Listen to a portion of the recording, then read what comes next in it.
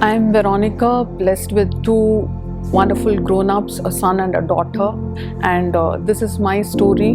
The year 2017 was to be the most unforgettable, the hardest year of my life. It left me shattered with this devastating news when I got to hear that my husband met with a car accident on his way to office in Bangalore. And this totally left me and my children shattered. And I felt stranded. I felt fearful. I felt devastated of what next. This was the biggest question which took a toll in my mind. One day I was attending a parents teachers meet of my son's school, and with this question running in my mind, I just saw one of the parents who was standing in front of me. The father looked to be a well-built with a big mustache, and I thought in my mind, this father seems to be strict and his children must be disciplined.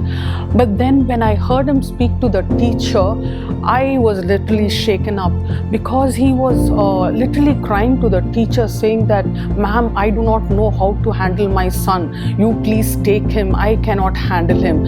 And it was like as though God speaking to me at that moment with this biggest question in my mind, saying that my condition was not as worse as what that father had felt at that time. And that gave me a courage, that gave me a confidence. With this confidence, God gave me the courage to rise up, and somewhere through this I learned to focus on God and not on the problems. And this gave me a hope. This took away my fears. And God had been so faithful in taking care of all my problems. I started looking at life in a more positive manner.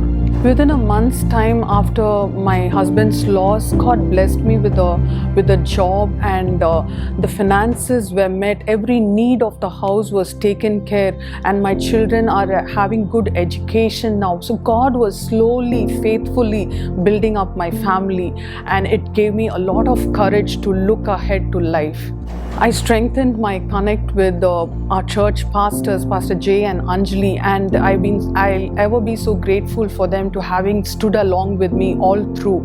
And I got myself involved in the church activities, and today I'm so blessed to run a discipleship group where I can invest my time in people's lives. And this had been so possible only with God. Today when I look back, it is purely because of God and His people that I'm able to rise up with a hope for my future.